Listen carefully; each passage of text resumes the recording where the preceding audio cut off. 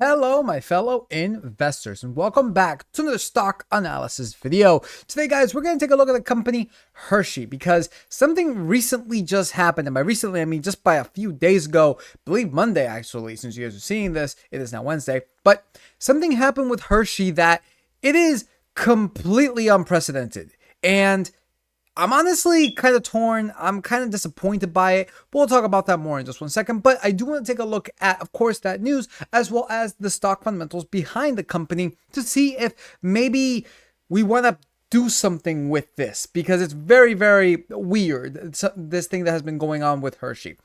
So, before we get started, make sure to like, subscribe, comment. It really does help with the algorithm on YouTube as well as Rumble. Make sure to follow us on X at Fatal Investing. And join us on Discord, which is the best place to catch the videos, the live streams, and the shorts. The link to that is in the description below. So, with that said, let's get started with this analysis. So, the big story when it comes to Hershey is their massive jump that occurred as of the 9th. So, yeah, as of Monday, Hershey jumps amid report of Mondelez takeover approach. Now, this to me was just completely taken aback. I was live. I was seeing this thing jump 15% in the span of just like 20 minutes. It was absolutely ridiculous. So let's actually read this a little bit. Hershey surged 11% after a report that Mondelez is evaluating a potential takeover of the chocolate maker. Mondelez fell 2.2%. Basically, Mondelez wants to buy out Hershey. Now, when I read this, I was completely taken aback because Hershey to me is a Disney. Right? Hershey to me is a Disney. They have an amusement park. They have, they have brands. They have all these things. They're a major, major conglomerate. In fact, they're one of the biggest, if not the biggest, name when it comes to chocolate. I mean, they own Reese's. They own a bunch of stuff. So the fact that Mondelez wants to buy them out, I don't know. I don't know how I feel about that. I really, really don't. Because it's like, I wonder what would become of Hershey World, of here in Pennsylvania. There's a city named after them even. So I just don't necessarily know. Mondelez made a preliminary approach to Hershey about a possible deal, according to Bloomberg report on Monday, which said that people familiar with the matter, deliberations are in the early stages, and there's no certainty talks will lead to a transaction. Hershey told Bloomberg that the company doesn't comment on market rumors. Mondelez didn't respond to requests for comment. Hershey rejected the takeover approach from Mondelez in 2016. Oh, this is not even the first time. At least partly after Hershey Trust, the charitable trust that largely controls the voting share of Hershey, was against the transaction. So let's see if that happens again, because I'm kind of with them. I really don't want them to be taken over. So yeah, there's also one other point here that I really would like to point out. That is on the last paragraph, which says one other issue with the possible Hershey deal is that Pennsylvania law requires that the state's attorney general can intercede and petition the court if a transaction would have the trust lose voting control. This is getting really, really messy with Hershey. And honestly, I think it's just going to get really messy in general, seeing that Hershey is more than just a chocolate brand, right? Seeing the fact that they're almost like a Disney equivalent. They're the chocolate Disney equivalent. As if like some other company like a Microsoft or like an Apple even were to go to Disney and be like, hey, we want to buy you out. It's just like, well, that has a lot of weird issues, complications with Disney World, Disneyland, Florida is involved in this. Disney has certain rights when it comes to their own governance in the state of Florida. So I wonder if that's going to play a part in this, but that's the main news when it comes to Hershey as of this week. So let's just jump right into the fundamentals. We got the ticker for HSY, market cap of $37.9 billion, with a P of 27.33, current share price of $187.19. If we take a look at this graph, we can see, well, if we take a look at this in the 5-day, yeah, you guys see exactly when that happened. It's just a jump.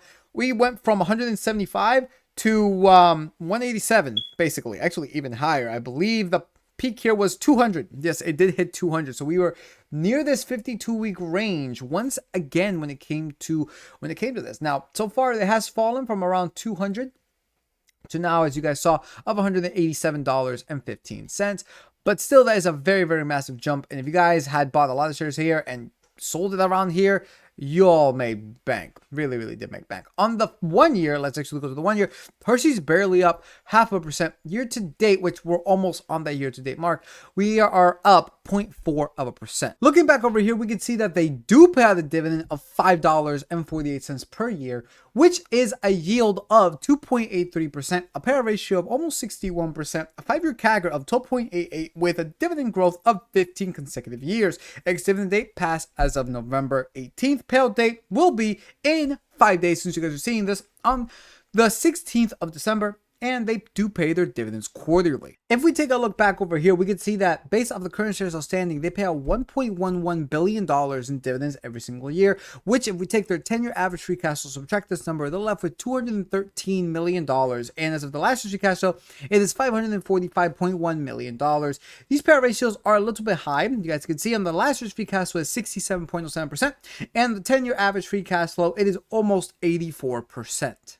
So now let's jump into the actual fundamentals. We got the net income 10 years ago of $513 million to today of, by the way, guys, one more thing before we actually go on any further. This 1 year ago value is actually 2024. I figured, you know what, let's just go with it. Even though it's not fully updated yet, I think it's close enough. So that's why I'm just going to go with it, right? So just keep that in mind. So yeah, 10 years ago, $513 million to 1 year ago of $1.7 billion. That is an increase of 246%. I'm going to give this a 95%. Not because from 2 to 1 year ago, it's a small dip. That's probably just because the numbers aren't updated yet, right? We have to wait till the end of Q1 in order to see that. So just keep that in mind. So that's what I'm going to give it a 95%. There were a lot of, there was this one small hiccup right here. That's what I'm going to give it a 95%. But honestly, 100% is also very, very acceptable. Looking now into the free cash flow, we got 10 years ago of $899.5 million to 1 year ago of $1.65 billion, increase of 84% with an average of $1.3 billion. I'm going to give this guys a 90%. As you guys can see by the graph, it is smooth, I guess you could say, going up, but it does have its small indentations of it actually falling down, especially 6 to 5 as well as 3 to 2 years ago. Looking now into the revenue, we got 10 years ago of $7.4 billion to 1 year ago of $10.97 billion, increase of 48.54%. Very nicely, consistently increasing. It did ramp up around here, as you guys can see, 4, 3, and 2 years ago. Nice ramp up. So I'm going to give this an easy 100%. The assets look absolutely incredible, and the liabilities actually look really good. Like, the assets look a lot better than the liabilities, which is really good to see. And the average total assets minus the total liabilities, we could see that from 10 to 8 years ago, it was going down, but ever since then, nicely increasing. Average total assets of $8.44 billion, liabilities of $6.26 billion. This is a difference of $2.2 billion. I'm going to give this guys an 80%. When it comes to the cash flow minus the liabilities, this is very consistently decreasing, all except for 1 year. Now, we can see that as of 1 year ago, it is negative $6.15 billion, the average being negative $4.72 billion.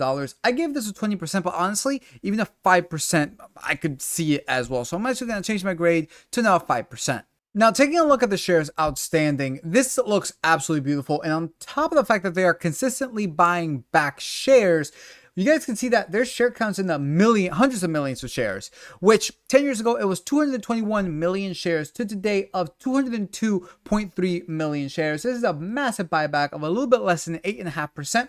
And previous year to the current year, it is 1.03. Needless to say, this is an easy 100%. And when it comes to the cash equivalents, they currently hold $615 million with an average of $494 million.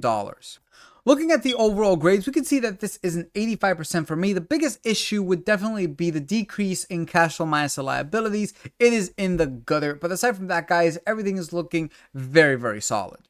So now if we take a look at the discounted free cash flow, this is actually really, really easy to do. So we got over here $220, not adjusting for debt, not putting anything, and $198.27 adjusting for debt. Now, we got the average 10-year revenue increase year over year is around 5%. So this is actually really, really easy to do. Let's just do 4, 5, and 6% when it comes to the revenue growth assumption in the next 10 years, since it's been 5.11% in the past 5 years. Now, For the predicted share buyback, they've been buying back very consistently at 0.86%. So I think it's very logical to say 0 for the lowest assumption, 0.5% for the median assumption, and for the highest assumption, let's say 1%. And with this, we get these numbers. Now, here's the thing though, required rate of return. How much money do we want to get from this? Seeing that it is Hershey, guys, in the next 10 years, I kind of just want to be flat when it comes to the market. Right? I kind of just want to be matching the market, maybe a little bit go over. So let's just put 10%. Oh, not that. I'm so sorry. 10% when it comes to the required rate of return. And take a look at this. $107.73 to $139 on the dot. And then adjusting for debt, $85.91 to $114.87. With a margin of safety of 5, 10, and 15. This is $73.02 to $109.12. So it is looking a little bit expensive right now. But if we take a look at this one more time, we can see that the 52-week range, it is $168. And me personally, I would look at this and I'm like, you know what? If it was near the $168, I would begin buying, seeing the fact that it is at 168 and my highest price here is 139. Again, every investment is the present value of all future cash flow, and investing is an art. Just because the numbers say this thing doesn't tell you, it's not telling you that you have to follow it, right? It just gives you an idea as to the valuation for the company. Anywhere around this, if you feel comfortable, then yeah, you would essentially pull the trigger on this. For me personally, it would be anything above 180. I would just not do it. But you know, it's like, it really just depends up to you. It really just depends up to you. So again, not financial advice, and every investment is the present value of all future cash flow. So please have these calculators, guys. They're available for free. The link is in the description below. I make them for free with a video showing you guys where to find all the numbers and input them for yourselves, just so that way you guys can make sound financial decisions for yourselves. And if we take a look at this dividend, guys, putting in $6,215, which is the median U.S. income at $74,580 per year, we get around 33.2 shares, which would translate to an annual dividends of $181.94 per year, quarterly dividends of $45.49, and a monthly dividend of $15.16. So all in all, when it comes to Hershey, I'm actually very, I guess, concerned about the whole Mondelez thing, but it did have a massive impact. And if you guys bought at near that 52-week low, congratulations if you sold at that high point. We'll see what happens because it is kind of crashing down right now. But again, only time will tell. Anyways, guys, that pretty much does it for this video. Tell me what you guys think about this whole acquisition that Mondelez is trying to do with Hershey. Do you approve of it? Do you not? Do you own Hershey? Are you planning to vote yes or no? All of that would be great information. But again, guys, that pretty much does it for this video. Make sure to like, subscribe, comment. It really does help with the algorithm on YouTube as well as more. Make sure to follow us on X for the best link. Like to us on Discord, which is the best place to catch the videos, the live streams, and the shorts. The link to this in the description below. So with that said, peace out, and we'll see you all next time.